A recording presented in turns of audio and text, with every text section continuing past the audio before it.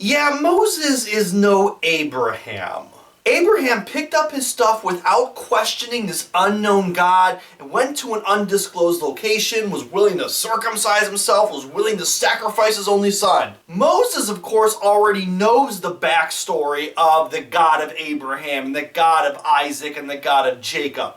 He knows who this God is. Yet when this God, in the form of the burning bush, asks Moses to do something for him, all Moses does is hesitate and give excuses. Who am I, Lord? But Lord, no Lord, but, I can't do this, Lord. Now in season 1, when we explored who is Jesus in the Gospel of Matthew, we said that Jesus is the new Moses. And that, of course, is typology. Typology.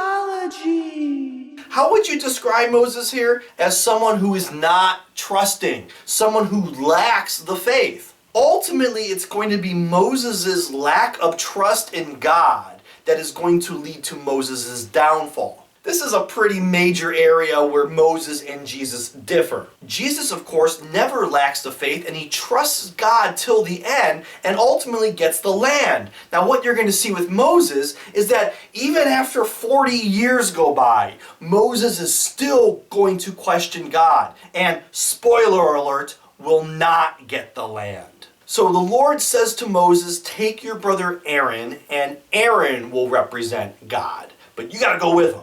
So what do we know about Aaron? Well, both Aaron and Moses are Levites. And I mentioned before that the Levite tribe is going to be your religious leaders. And after the 10 plagues are over, Aaron is going to be ordained the first Israelite priest. This is the beginning of the priesthood that we still have, obviously, today in Christianity. So what do we know about Aaron? For some reason, Aaron appears to be a free Israelite. Don't know how he got that deal. He's a religious representative of God who will later become the first Hebrew priest. It is typically Moses who is portrayed as the one going in front of Pharaoh and saying, let my people go. It is Moses who is shown throwing his staff to the ground and watching it become a snake. It is Moses who goes out into the Nile and stabs that river for it to become blood.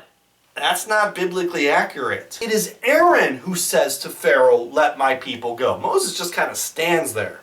God is speaking to Moses, and Moses is having Aaron represent him. What could the author or God be trying to show us? I think it goes back to what we said about Aaron becoming the first Hebrew priest.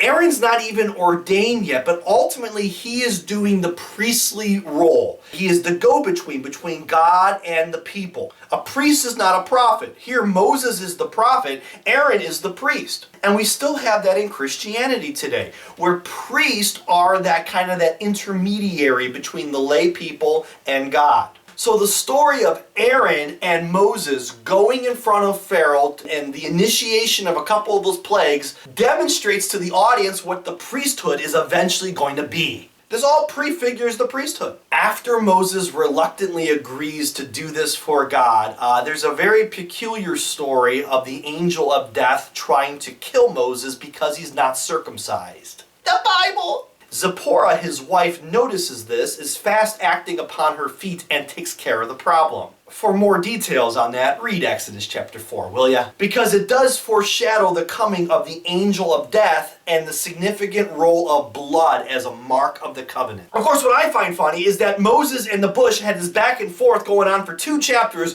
Once Moses finally agrees to represent God, God then tries to kill him. There's probably a message there.